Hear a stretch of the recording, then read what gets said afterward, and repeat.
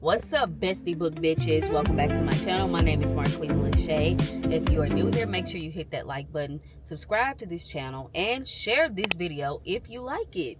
Y'all see I'm in the car and I look rough, honey. Like, look at me. I'm running. My son is 10 minutes late, probably about 12 minutes late to his therapy appointment today, but at least we made it. That's how I see things. It has been hell this week. Ugh. But at least I got my coffee. So happy to have this coffee today. Look at this order, guys. Even she had to put yum on the cup because I come up with the best things to drink. Okay? If you're not looking at my drink orders, then you are not doing anything of any justice for yourself. Yum. It's so good. Is anybody else on the pistachio hype? Because I surely am. But we're sitting in the car. Why is my... Okay. I guess that's fine. I think she left my shit in there too long. She knows she did. That's hot. I'm gonna have to wait on that. I finally took my hair down because I was so tired of my scalp itching. That weave was horrible. I'm never buying hair off Amazon again because I had to take that shit out. That shit was so matted and knotted. Like, ew. And then I was stuck in an ice storm with no power. Yuck. So we just sitting up there like this. The kids, the dad, me, we all in this bitch like this, trying to stay warm and live in one bed, freezing our asses off. So that shit, ooh, that was horrible. I am so glad it is over. Before a lot of people here in Mississippi, it's a lot of people still without power, and it's like it's been a week and there's people still without power. I didn't know what I was going to do after the third day of having no power. We even made a freaking little light source thing. Well, we tried to make a freaking heater. Was using this bad boy for like 2 days. And then I saw something on Facebook that said, oh, this can kill you. This has monoxide poisoning. So now I got to choose between trying to stay warm or dying from inhalation. For inhaling of the monoxide poisoning. So I had to take my candles down, take my whole little setup down, and just freeze or sit in the car. That was horrible. That, I don't even know how to explain how horrible that was, but it was so horrible. I'm so glad to be out in society again. There's no ice, but there's trees down everywhere. My yard is a mess. There's trees everywhere. Trampoline looks like it's destroyed. But I'm happy to have my life, so I'm not complaining. And thankful for my husband because we were stuck for days because of the trees blocking in our driveway. But he was finally able to move a couple branches so that we could find a way out of there and go get some warmth, because it was like certain places had heat. So we were able to go to a pizza shop and sit there for a couple of hours.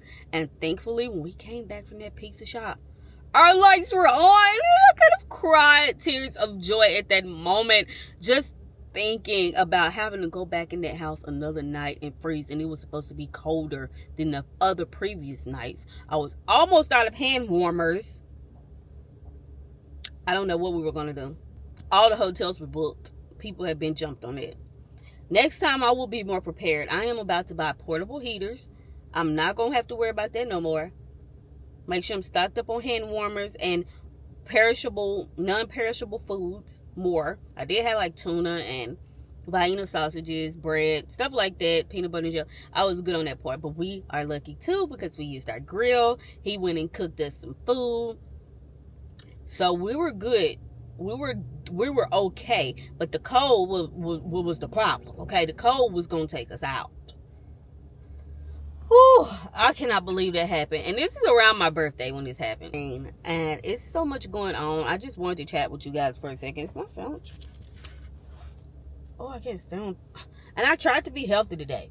I tried. I don't know if this is healthy, but I love these little pesto mozzarella sandwiches.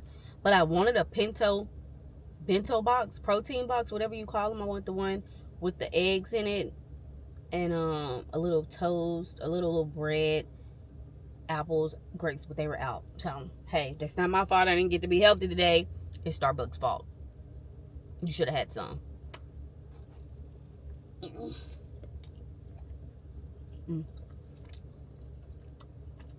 I wanted this anyway. So much better than some crackers and grapes. Just one more bite. Is anything on my face? Y'all would tell me, right, if you saw something on my face. Okay, y'all a real one. I actually hate this lighting so bad right now. Why did I just learn that it's a freaking joystick on this camera? And I've been manually trying to turn this head towards me. And it's a joystick. I'm so slow. But we're learning one thing at a time, okay? Patience. But last night, this is the video after last night. We watched Bridgerton make cake, all of that. Why, when I woke up, I thought about how I devoured that cake on camera, and I felt so ashamed. Because why did I pick it up like a burger and eat it?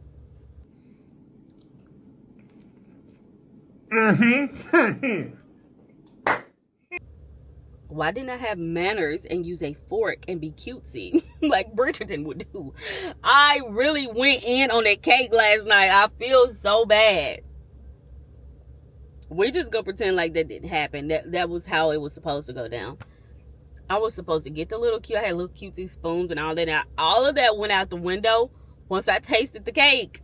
Oh, I can't believe I ate that like a burger, you guys. I'm going to go get me a Chipotle bowl. Every time I come to this town, I have to get me a Chipotle bowl because I can't get them every single day. I probably need to order this Chipotle bowl. Let's see.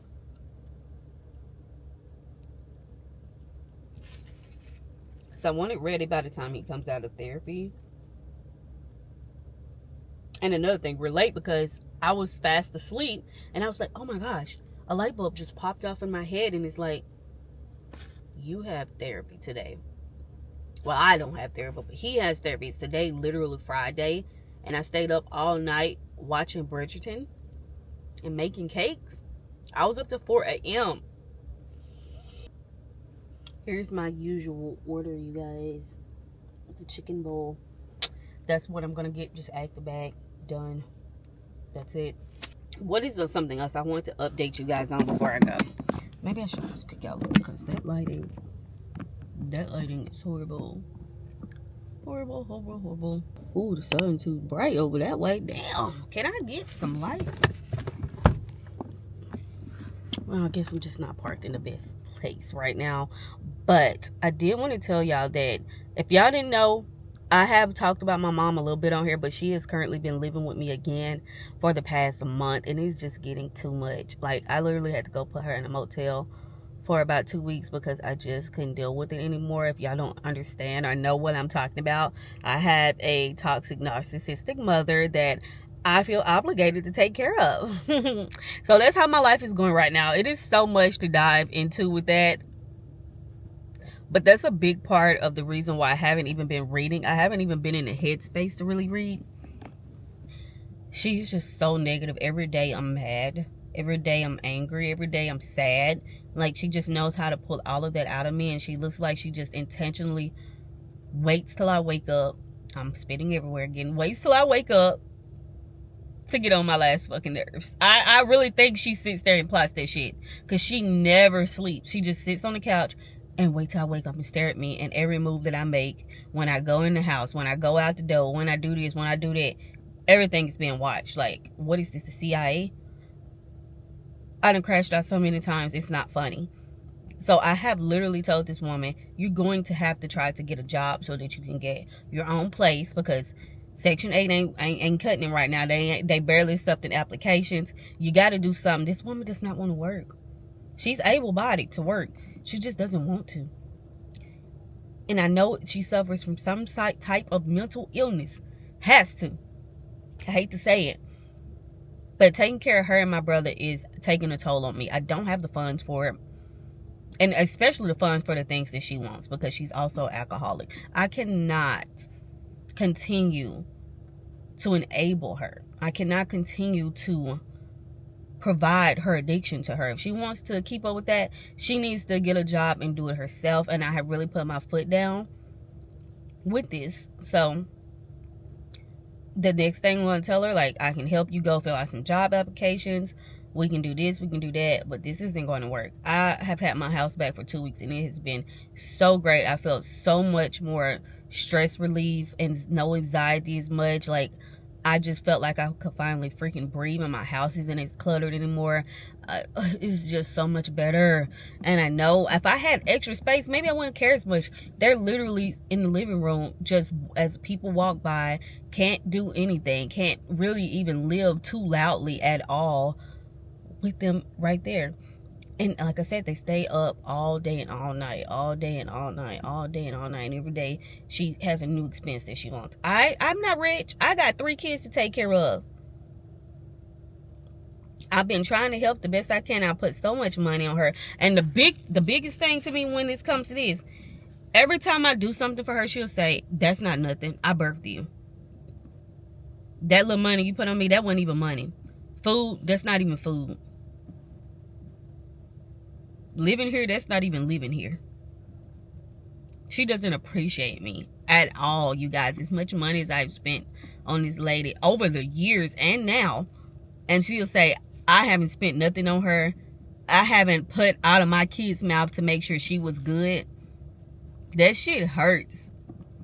When they needed me, I came running. When they got themselves in a huge mess, I came running, and I didn't stop until I fixed the situation.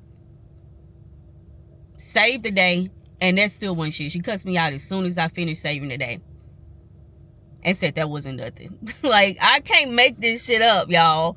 I just know I would never, every time she act like this, it just makes me know that I will never be the type of parent that she is. I will never treat my children like that.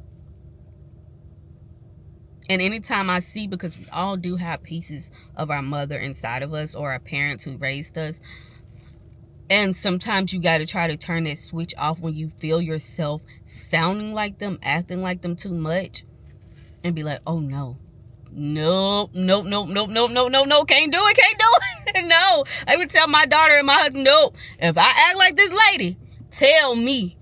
I don't want to snap. I don't want to be nothing like her. Not in that way. Like, it's certain traits about her that are great, but there are a lot that are bad.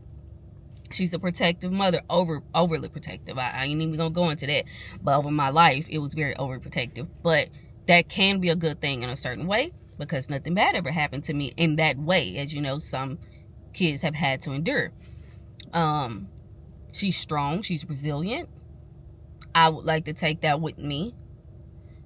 Being able to fix a situation whenever it gets tough. Like, I can remember this time where we didn't have a lot of food, and she would make up these things that make them look grand. Like, she made noodles, and she put like eggs all around the plate, cut them in half, and little tomato dishes to make the noodles look fancy as fuck. I've never forgotten that. And I try to do that with my kids as well. If it's something that we can't afford or we can't do, I will find a way to make it look nice, even if it isn't the best or it's not the richest.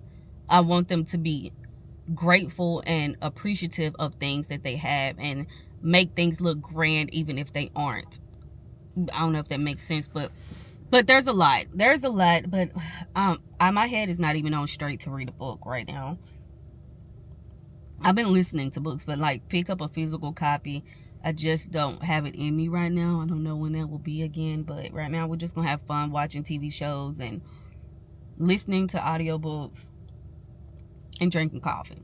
That's what we're gonna be doing right now. But it's almost time for him to get out of therapy. I'm glad that y'all could come to my TED Talk this morning. Well, it's not morning, it's 2:42 in the evening. Glad I got a coffee. Like I said, made it through an ice storm. Hell, that wasn't hell. I don't know where that would be, but it wasn't hot, so it was just horrible. Okay, horrible. But yeah, I'm out, guys, for the day. I don't know if this vlog will continue here or end here, but we'll see. I just wanted to give you a little bit of update on what I've been going through. So yeah, talk to you guys later. Remember how I used to do it, that I was a member of Confidence Club, cause that don't last forever.